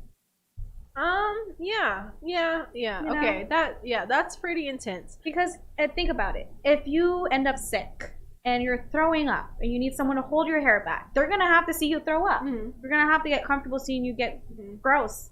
We're humans, we throw up, we poop, we do all this stuff. You can't help it. So why would you be with someone if you're not gonna be comfortable with them? Yeah. Well, but I do think from a guy's standpoint, what if they want a lady, a little dainty lady who... Well, guys do like it when you dress up. That definitely attracts them. Definitely. It definitely gets my husband's attention when I dress up. Sometimes not. I mean, does he still call you beautiful when you're not wearing makeup? Yeah, that's good. He does. So A+ for him. Yes. But at the same time, if I am wearing makeup, I have a lot of acne. Acne can be solved, right? But what if I get a guy who, because I do have acne, and what if I had just happened to get with somebody who they have a huge problem with acne, they have a huge problem then they're not the one for you. And my boyfriend told me not to do that. No, please don't. Please don't. Because you think you're gonna sit there and get up every morning and do them. You're not. I'm not. I want to just not have any eyebrows for a bit and just see how my face is. What? Girl, see, confidence and comfortability. You're crossing the line between confident and just over the edge here. Yeah, my boyfriend was like, I might break up with you if you shave your eyebrows. Yeah. So I'm like, they'll grow back. It's hair, you know that, right? It takes like 6 weeks. It takes a while. Yeah. I get to practice different eyebrow shapes. You know, I might want to do the what's the bartender from Shrek? You know, the big tall. Yeah. I used to like those really high arched eyebrows that were like the kind of like McDonald eyebrows. But I've noticed that they do make you look older. The higher the arch, it makes you look a little bit older and a little bit meaner sometimes. So I have very flat eyebrows. They're pretty straight. Yeah, I've been trying to like raise them up for years and it's not working. Yeah. But now I've realized that, I think I'm okay with it now. Your eyebrows frame your face. So Yeah. it matches your face. Yeah. It looks good. I like It always looks like I'm bored. So, hey, there you go. I'm not really bored and I'm not really disinterested, but I get people all the time, oh, you look like you're just... RBF. Huh? RBF. What's that mean? Resting bitch face. Resting bitch. That's my... Yeah. I'll be at work just waiting on a customer and this coworker would be like, why are you mean mugging me? And I'm like, nah, it's my face. I'm not mad at you. Sorry. Yeah, but that's also like a Latina girl stereotype. Like, oh, she's Latina. She's probably mean mugging me. Like, no. I don't know. We're spicy. I always hated that when people call Latinas spicy. Yeah. A lot of Latinas don't actually eat spice, just some of them.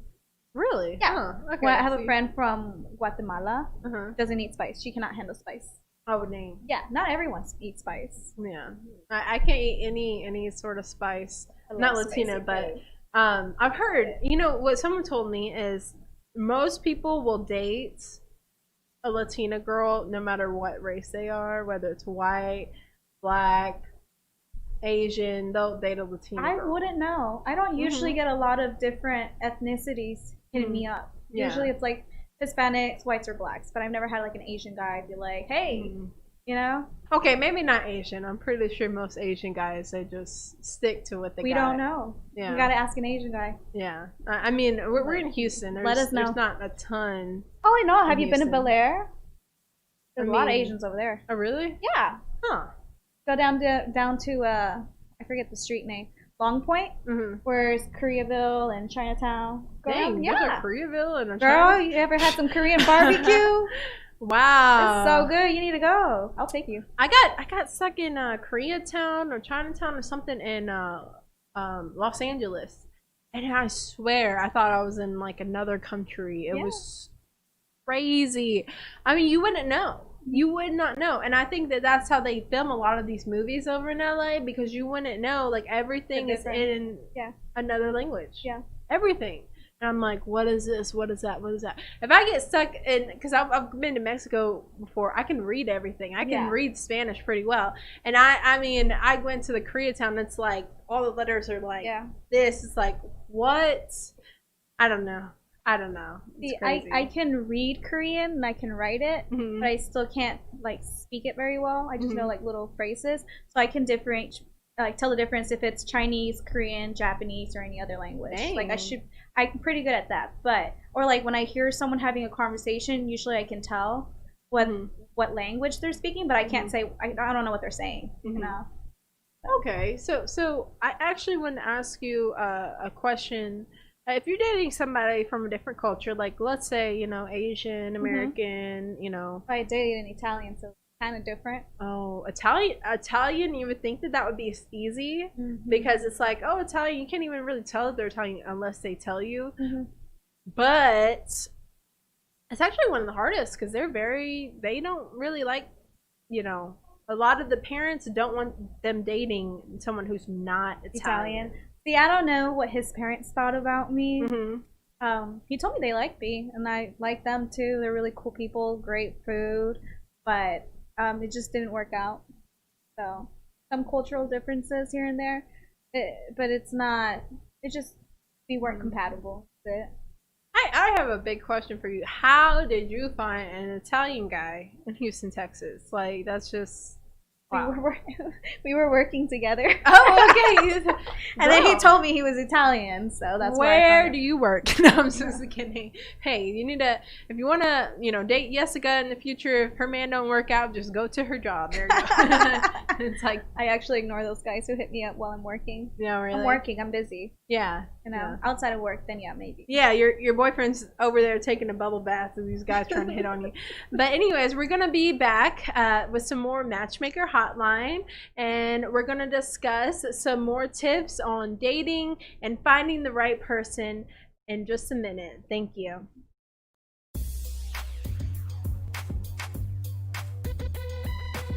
The Natural Nation Network is really about taking control of your health physically, spiritually, emotionally, even intellectually, because there's so much out there in misinformation. There's a lot of people now that are suffering from all sorts of diseases that they really wouldn't have to suffer for if they had better information.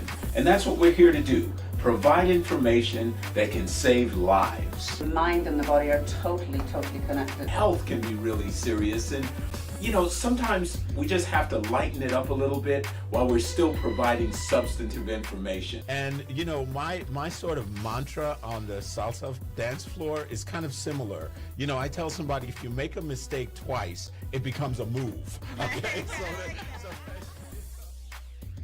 Tune into Natural Nation every Tuesday at 11 a.m.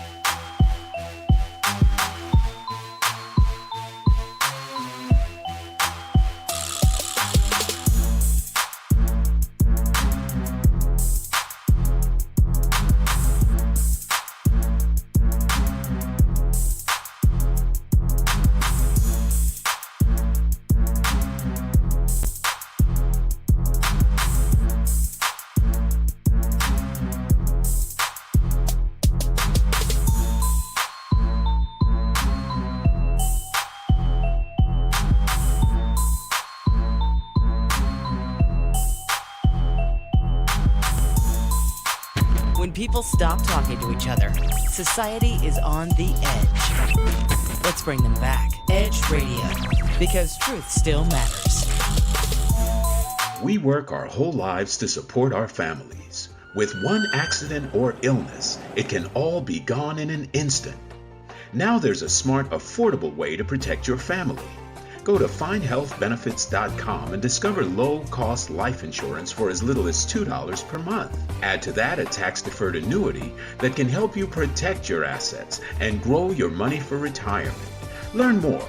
Go to findhealthbenefits.com or call 877-235-6094. A critical illness can strike without warning and wipe out your life savings. In fact, it's the #1 reason for bankruptcy. Find Health Benefits offers an affordable solution. Get up to $50,000 if you get cancer, stroke, or a heart attack, giving you the peace of mind to focus on getting better while the plan helps you to pay your bills and medical expenses. Learn more. Go to findhealthbenefits.com or call 877-235-6094.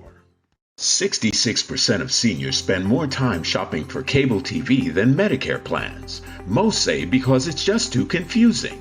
Laws change every year. The wrong plan could cost you thousands and prevent you from seeing the doctors you want. Introducing FindHealthBenefits.com. Save time, save money, see specialists without referrals. Go to FindHealthBenefits.com or call 877-235-6094 for this informative brochure. Society is on the edge. Let's bring them back. Edge Radio, because truth still matters.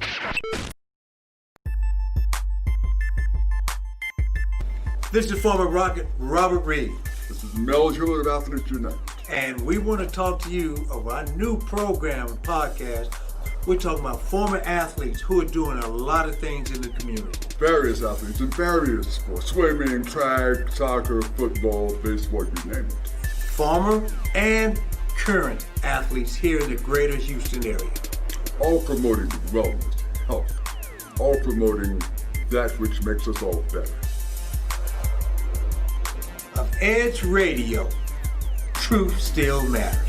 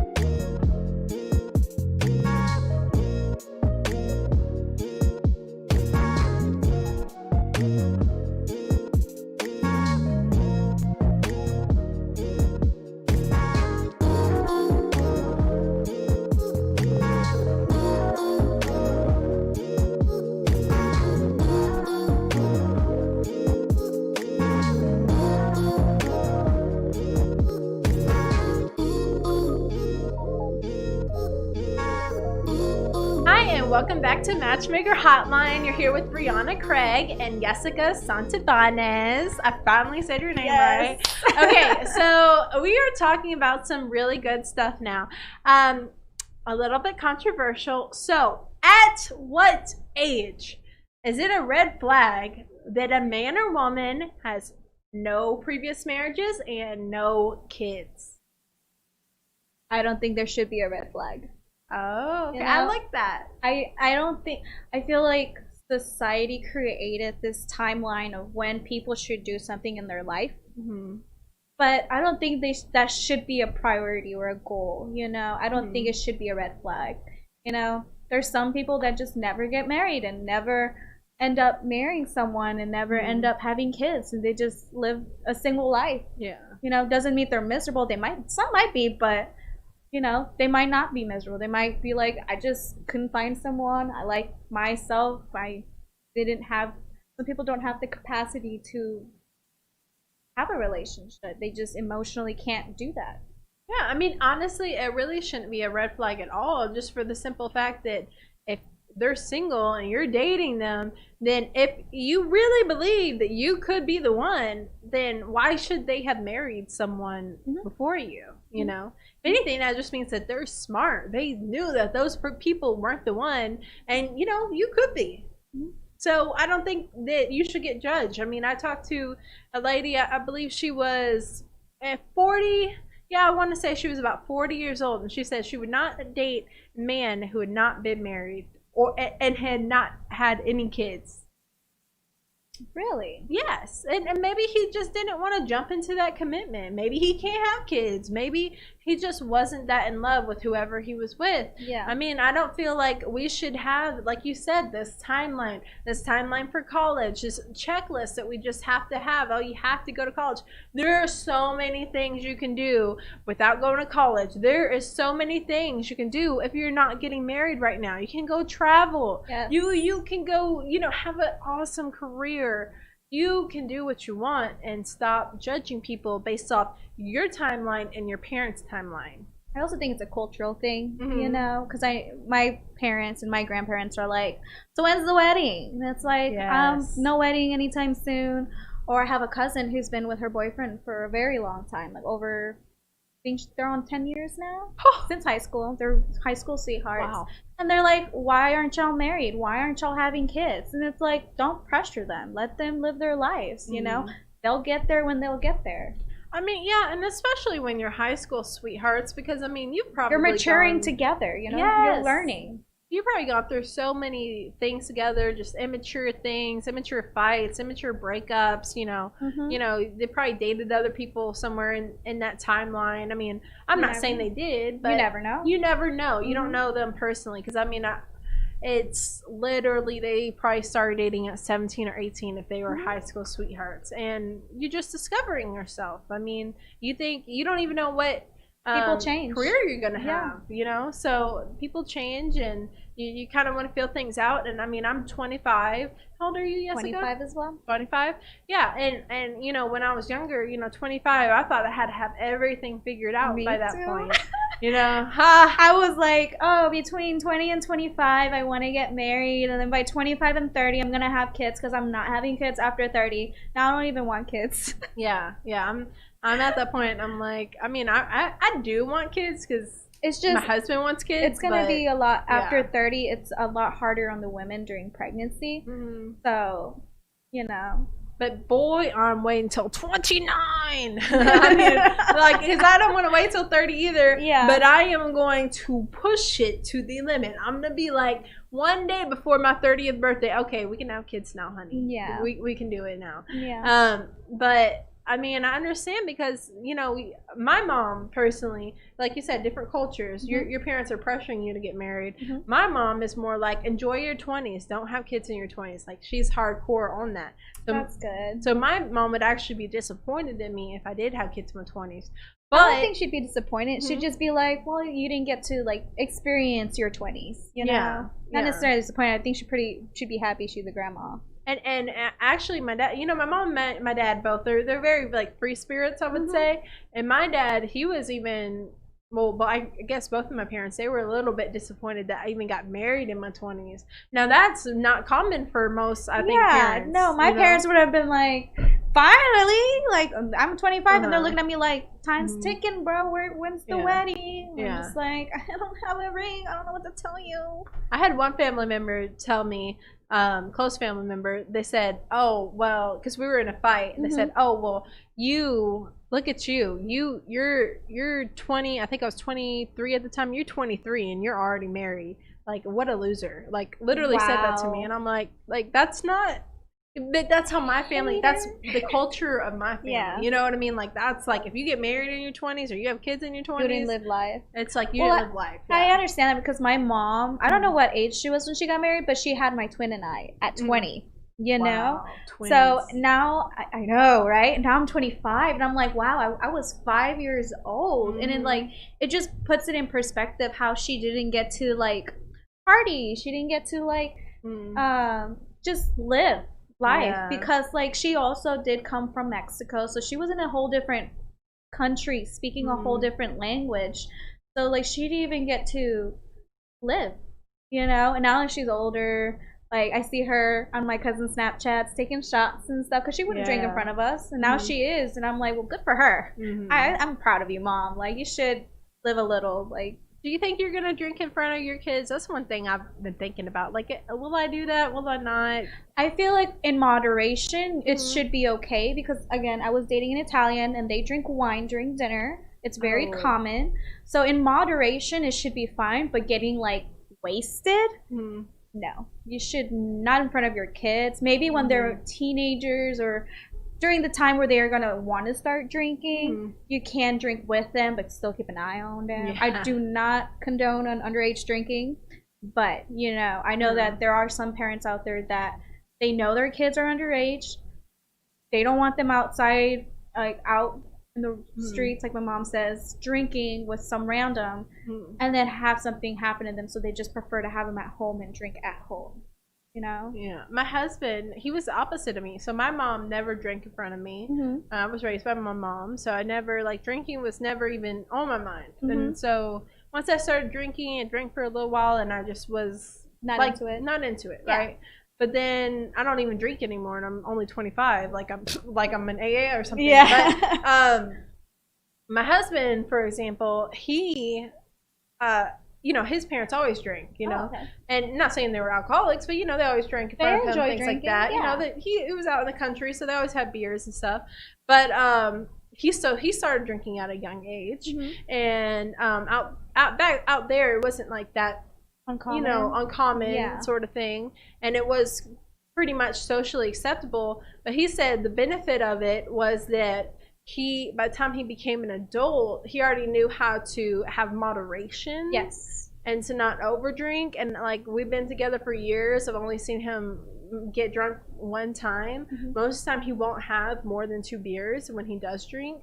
And honestly, now he doesn't even really drink because I don't really drink. So I think there's so many different ways you can raise a child and them still end up okay. Yeah. And you don't have to do everything perfect. Yeah. There's no, I don't think there is such thing as a perfect parent. You know, you can be the perfect parent. Have you ever seen We Need to Talk About Kevin? It's a movie.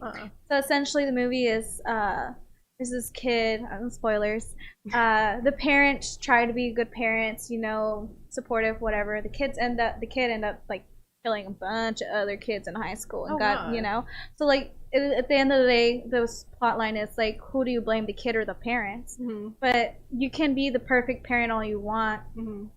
The kid's still its own person, you know. They have their own ideas. They are their own individual. So I think as a parent, you should just try to teach him right from wrong and then go from there. You can't really, like, you know how when there's criminals, like, do you blame the parents for the child to end up like that?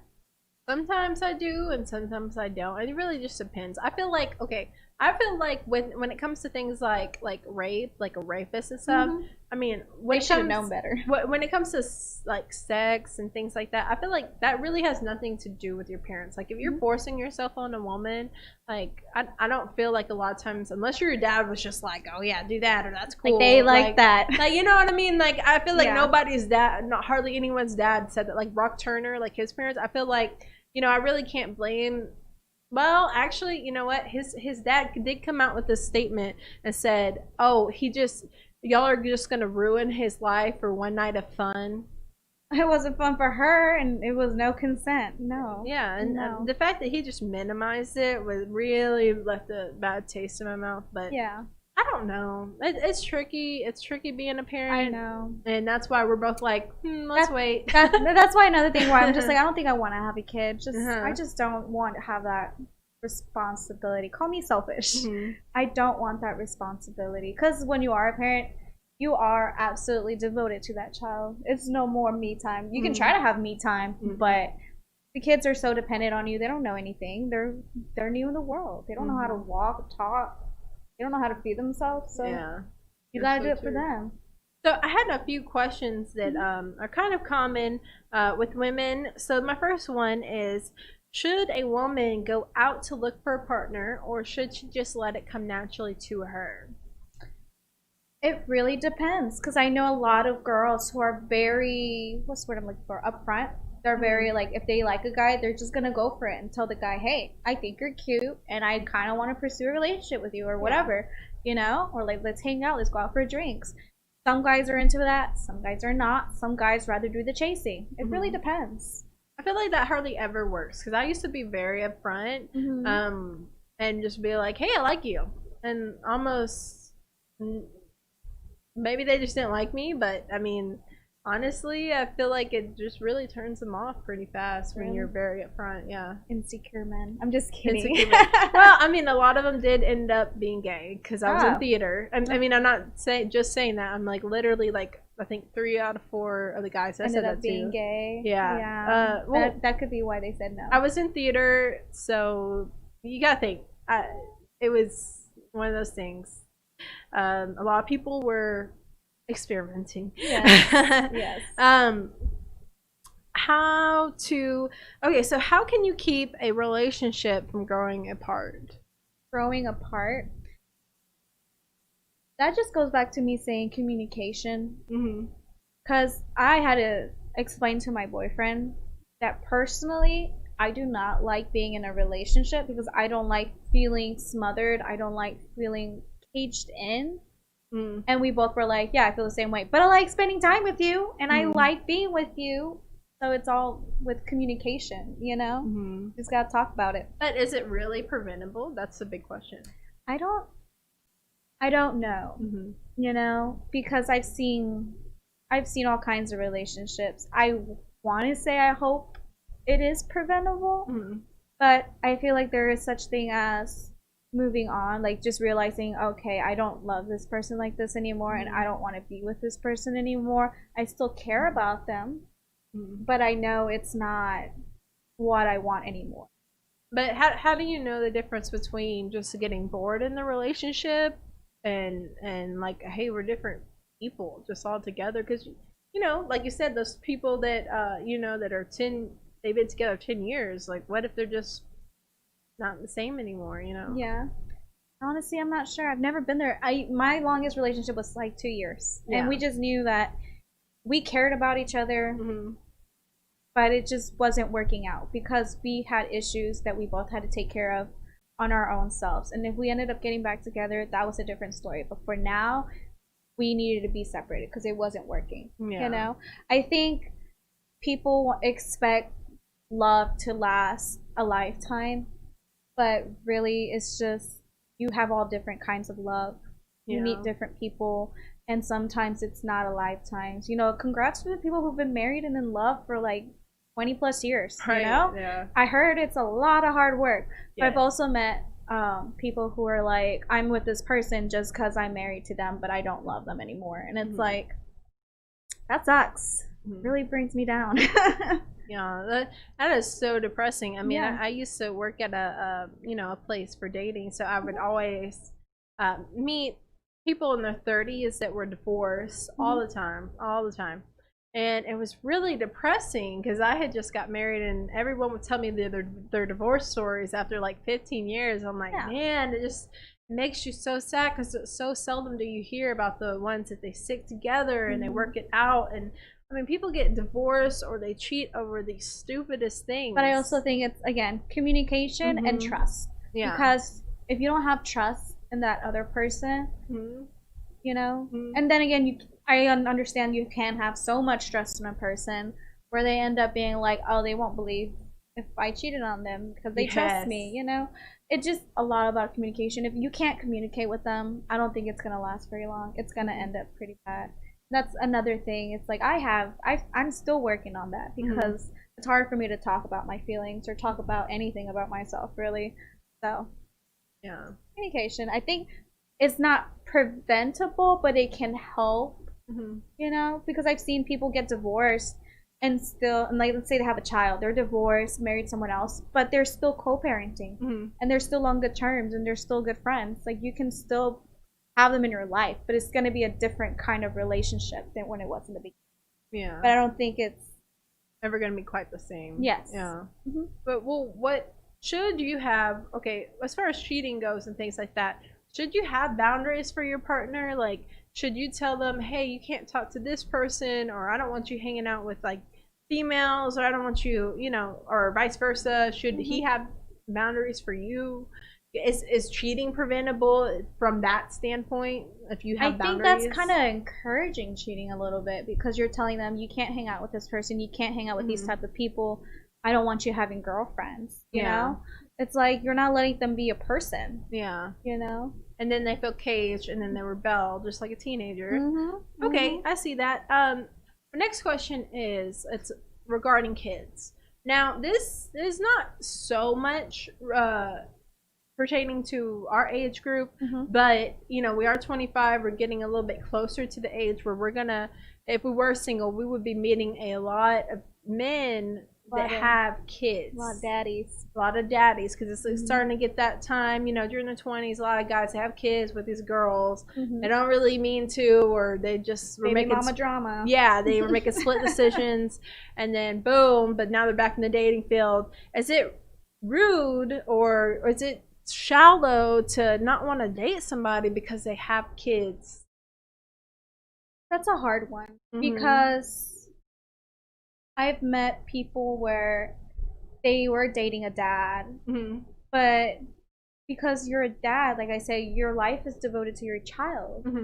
So when you're dating, that person needs to understand that your daughter comes first or your son comes first, then the relationship. But then there's girls who are like, but what about me? So I don't think you should call him shallow, but if it is a deal breaker, it's a deal breaker. It's just going to be tough for them to find someone who actually doesn't have kids. Okay.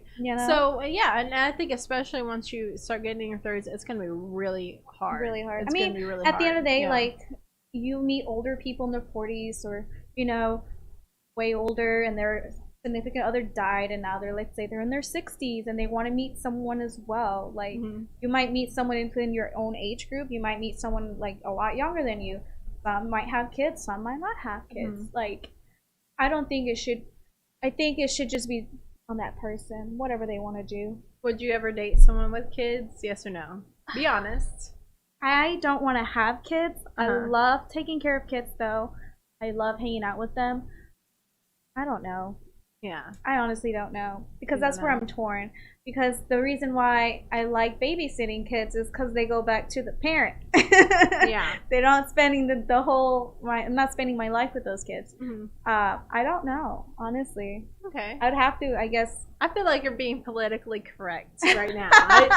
Well, you know, I mean, I don't really like kids, but... Because I do. I love hanging out with kids. I love, like, teaching them. I love, like, teaching them how to talk, write. I love, like, if I could be a teacher for kids, I'll do it.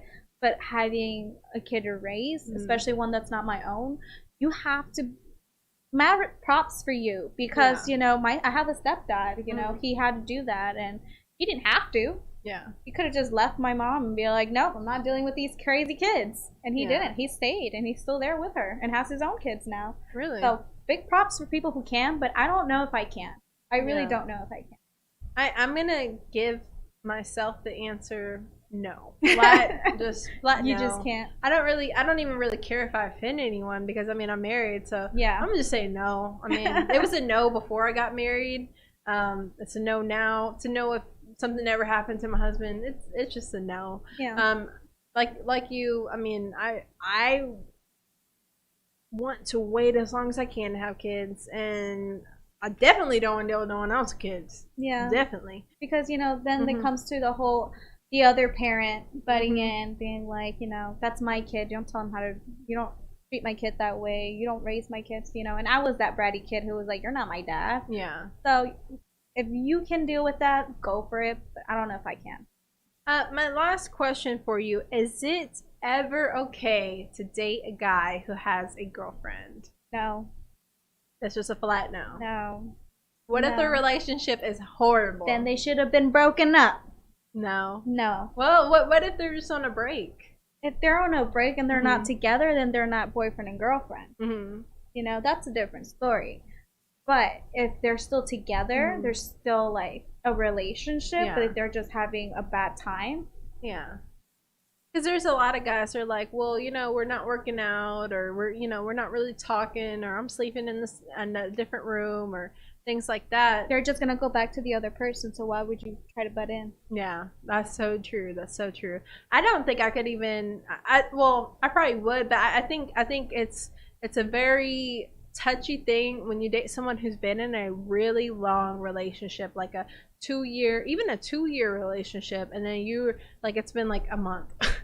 You know, like you're really asking to get your feelings hurt at that point. I mean, especially if you're trying to go in the relationship while it's still going on, you're just asking to get hurt. And also, you know, I would say think about the girl, but I think that like people never really do think about the girl, and maybe it's because women just have a hard time feeling sympathy for other women. Yeah. But if you can think about the girl and how you would feel in your relationship and how things come around, then, you know, don't do that.